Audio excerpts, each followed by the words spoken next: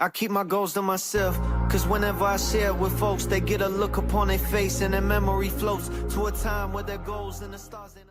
What's good?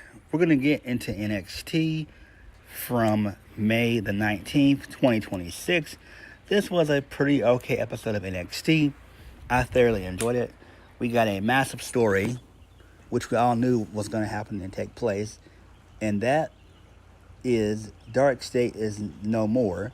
So Saquon Shugars has been kicked out of the group. He's been excommunicated from the faction, which is great. So they're going to continue on as a three-piece.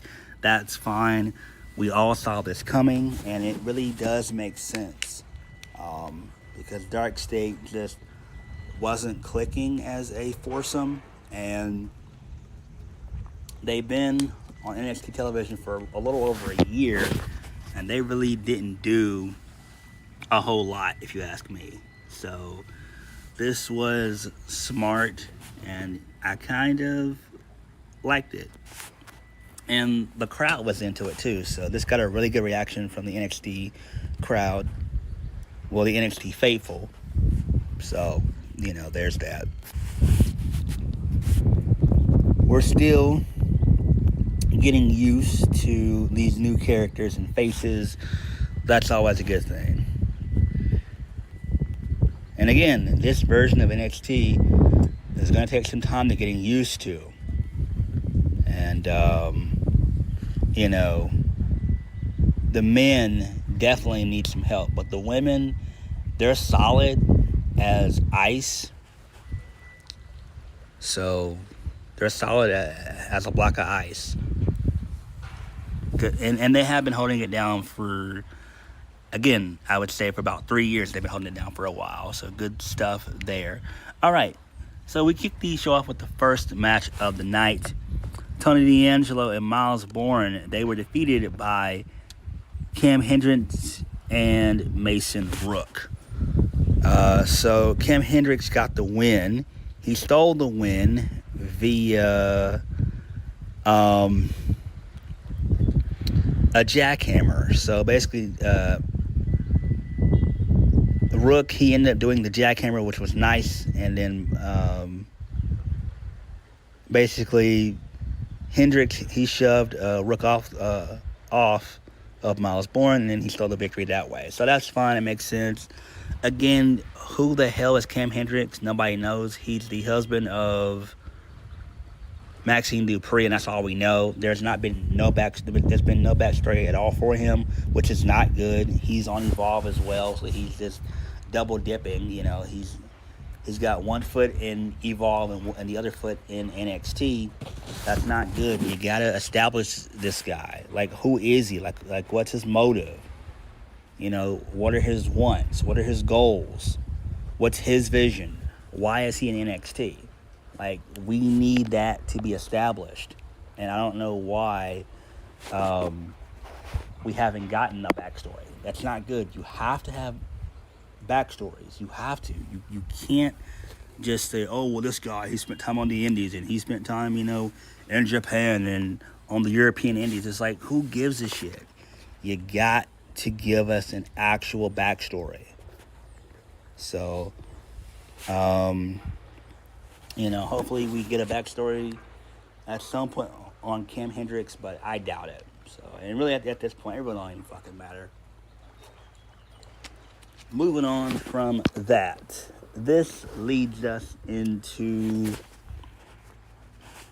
Darkstate. So they cut a promo. They said they ran through the Hardys, the Bouncy Boys, the Belly Boys, Hank and Tank, and the other tag teams. Tonight, Darkstate has a chance to become 3-time NXT Tag Team Champions. Cutler James says that this is the first time he hasn't earned Dion Lennox. He hasn't heard Dion Lennox and Saquon Shugars arguing with each other in about a month. He said they got to create history. When Osiris Griffin mentioned last week that if Dion Lennox and Shugars didn't win tonight, they were going to make a change.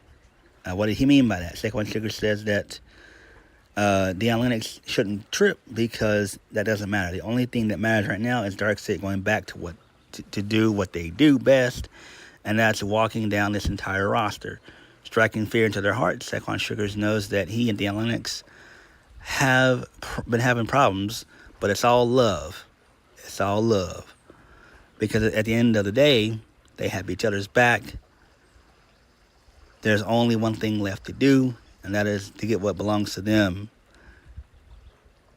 Because when Darkstate strikes, nobody's safe. Okay, this is fine. And so again, this was beautifully done. We all knew that a turn was coming anyway, so yes. So this is fine.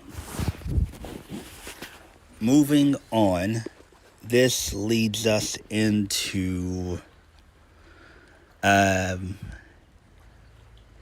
video recap of what happened between Kendall Gray and Kelani Jordan. How Kelani beat Kendall in the main event last week. Moving on from that, this leads us into Kelani Jordan. She comes out. She gets on the mic. She asks for her music to be cut. She says she's walked through these performance center doors, and in 9 months, she was a main event player in NXT, which makes her the fastest homegrown talent in all of WWE. She beat Kendall Gray last week. Somebody that the fans think should be in the Hall of Fame, according to her. But she's going to tell it like it is. She said that she's better than all the women that were caught up to Raw and SmackDown. But she's better than Fatal Influence, Mariah May. And she's better than Sol Ruka. And she's better than anyone sitting in the back right now. She's the only woman to make Lola Vice tap out, not just pin her, not just catch her on a bad night, but she made the current NXT Women's Champion tap out. And she said that she deserves to be at the front of the line. She said she's tired of sitting back and watching other women who aren't as athletic, half as gifted, and half as complete as she is. Humble opportunities and left and right. Fumble opportunities left and right. People love to call words like potential when it comes to her, but potential is for other girls who are still trying to figure it out. She's already done that.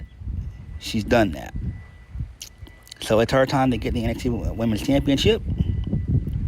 So then Izzy Dame comes out. She states her case. She doesn't want to hear what Kelani Jordan has to say.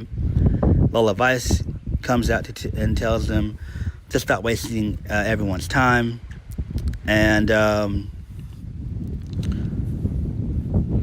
basically Lola said that Kelani talks too much. She can't handle, and she couldn't handle her fist. She said Izzy picked a fight with her last week, and she's going to start with her, and then when she's done with her, she's going to deal with Kelani. So Kelani didn't want to hear that. They continue to bicker back and forth. Kendall Gray shows up. She states her case as well. And she's not going to allow Kelani to get close to the NXT Women's Championship. And then Ren Sinclair shows up and attacks Kelani from behind with a crutch. So this is fine. I do like this.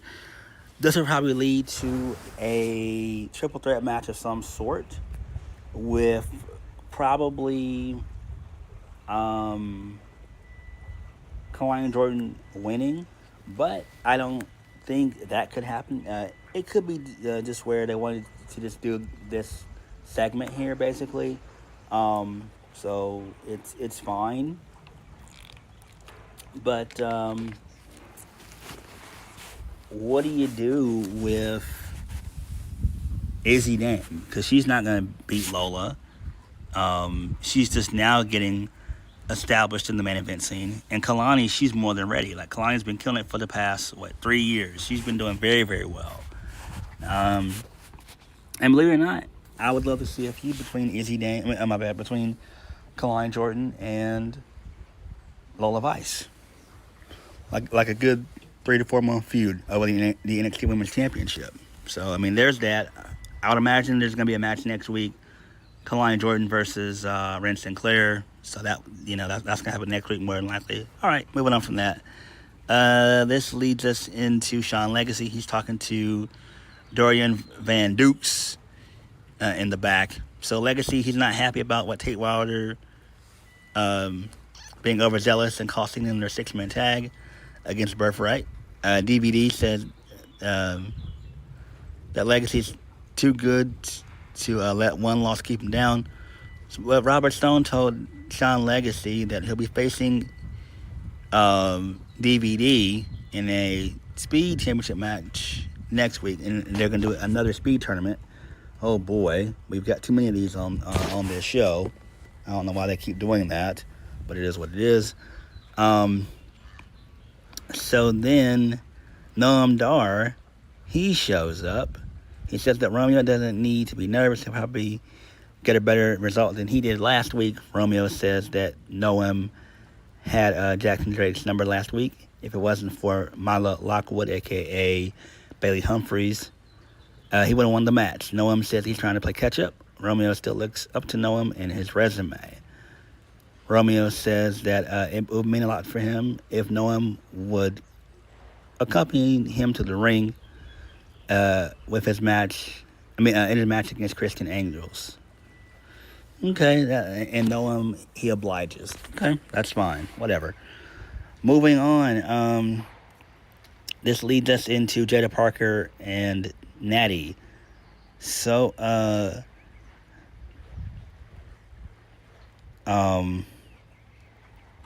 Natty says that, Layla says that Natty is not here, and it's funny how Jada always talks to people running their mouths when she does the exact same thing. Jada said that she liked Layla before she started opening her mouth. The difference between Jada and Natty is that Miss Parker will talk smack to your face, while Natty has to talk.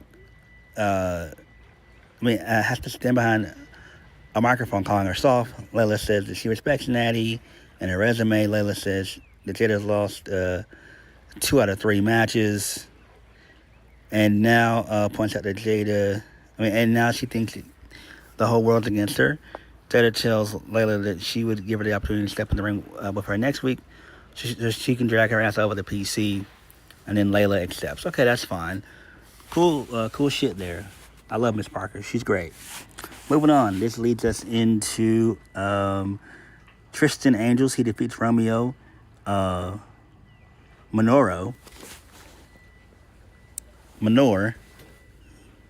So there's fun. He wins via a running knee drop for the 1-2-3, which is fine. We got a lot of people using knees as finishers now. It makes no sense, but it's fine. I wish we would have done something like a DDT or something like that or something. I don't know. Maybe a spinning net breaker or something. But it is what it is. It's fine. Tristian Angels is great. So he gets on the mic. He confronts Shiloh Hill post-match. The two of them start talking smack to each other and everything else. Shiloh Hill's being a goof as per usual. Tristian Angels says that neither of Shiloh Hill's opinions are valid. He's uncomfortable. It's impossible for him to understand what real beauty is. And mark my words, Shiloh, you will pay dearly for attempting to ruin his perfect in-ring debut. Okay, so we are going to get a little mini feud between Tristian Angels and Shiloh Hill. I'm fine with that. Tristian Angels is quite good. He would fit very well in Pretty Deadly if they were still on NXT. So good shit here. And he has a pretty cool little entrance as well, too. So, yeah, I like it. Good shit. Moving on, let's lead this into Lola Vice. She runs into Taylor Paxley backstage. She said that the price of being a champion is one thing, but dealing with Izzy Dame. So Lola doesn't know how Taylor Paxley did it for so long. Lola can't wait to beat Izzy next week. Tatum says that they have challengers coming left and right. So Tony D'Angelo and Miles Borne, they showed to join the conversation. Miles can't believe that Tavion Heights cost them their tag team match. Tony says he never liked Tavion Heights. Tavion Heights is Miles Borne's boy. Tony Tony tells Miles to keep Heights out of his way. Miles says that he'll take care of it. Targets on their back keep getting bigger. Tatum says that she's going to defend her NXT Women's North American Championship right now. Okay, that's fine. And then before that happens, Naraku shows up. He appears, and he says that Evil will strike when Tony D least expects it. Okay, that's fine. Good shit there. That's fine. Moving on, this leads us into the culling. They were just yapping about some stuff and everything else. About how they want the tag team titles and everything else. But Shawn Spears told him to focus on the tag titles and have Izzy focus on gaining the NXT Women's Championship. Oh boy, Shawn Spears fucking sucks. But it is what it is. So Izzy's not happy about hearing the news. Shawn Spears said they're going to kill two birds with one stone next week. And like I just said before, Izzy's going to go after the NXT Women's Championship, and Nico Vance and Shawn Spears are going to go after the tag team titles. And OTM were mentioned in this promo as well. I don't give a damn about any of this. Whatever. Who gives a fuck? Moving on. Tatum Paxley defeats Lizzie Rain in a really good match to retain the NXT Women's North American Championship. This match was fun. A bunch of good spots were done here. Lizzie is super over. She ended up doing a beautiful head scissors takeover in this match as well. They kept fighting back and forth. Tatum tried to hit the cemetery drive a couple of times. It was countered. And then Tatum ended up hitting the cemetery drive finally for the 1-2-3. Post-match, Tatum and Lizzie, they embrace real quickly, and then Zarya shows up and spears the shit out of both of them, does a double spear, and then she does two F5s to take out both Lizzie Rain and Tatum Paxley. This is fine because I like this. So it seems like they're going to have Zarya be the one who dethrones Tatum Paxley, and that makes perfect sense. And then after that, I do expect for Tatum to get caught up to the main roster. I really do. I think that would be great, if we're being honest. I'm surprised that Zarya didn't interfere in this match, and we were able to get an actual winner here. Because normally, sometimes when it's babyface versus babyface, eventually a heel will get involved and cost them the match, maybe. But it didn't happen, so there's that. I got a feeling they could end up doing a triple threat match at some point. I hope that's not the fucking case, but if it is what it is. Moving on, this leads us into Ren Sinclair. She was elated to see the look on Kelani Jordan's face after Ren Sinclair attacked her with the crutch. That's what happens when you mess with the Ren QCC. Ren says that's a little payback feels good, but she still feels bad about what happened last week. Ren didn't want to be a distraction for Kendall Gray, and last week she was. Kendall would have beaten Kelani if Ren weren't out there. So Kendall reassures Ren that everything's going to be fine. Robert Stone joins the conversation. Robert Stone's glad to see Ren moving around. She can't go around hitting people with crutches. Ren says that Kelani had it coming. Mr. Stone doesn't want Kendall to play whack-a-mole with the crutches. And then he's going to put her in the ring with Kelani next week. So Mr. Stone likes the sound of that. But Ren's not fully medically cleared. But if she can recover quickly, then she can have the match next week if she's cleared. Okay, that's fine. Moving on. Keanu Carver destroys Tate Wilder. So this match went on pretty long. This was like a good 5-minute match. Shouldn't have been that long. Should have been about 2 minutes. It really should have been a squash match, because who the fuck is Tate Wilder? Yes, he's double dipping in Evolve and NXT like most of these new guys are anyway. So Carver wins via the modified spine buster, which is great. And then he also hit the pounce in this match as well. So that's fine. Booker T starting to come around to Keanu Carver. This is fine. I like what they're doing. They gave him a backstory, and it's pretty cool. I like it so far. So let's see where this goes. Moving on. The Vanity Project, they're starting to freak out about dealing with the numbers game in tonight's main event. Jackson Drake says it doesn't matter if Deion Lennox and Saquon Shugars or Cyrus Griffin or Cutler James. Swipe right is the most solid tag team in the game. And to ease Swipe right's paranoia, Milo Lockwood says that she'll take care of Osiris and Cutler. Okay, that's fine. Moving on, this leads us into Shiloh Hill. So he mentioned that OTM has signed his petition to become Mr. NXT. Shiloh wishes OTM the best of luck against the Culling next week. Shiloh asked the Birthright if they would like to sign the petition as well. Ariana Grace, she takes great offense to that, which was hilarious. As the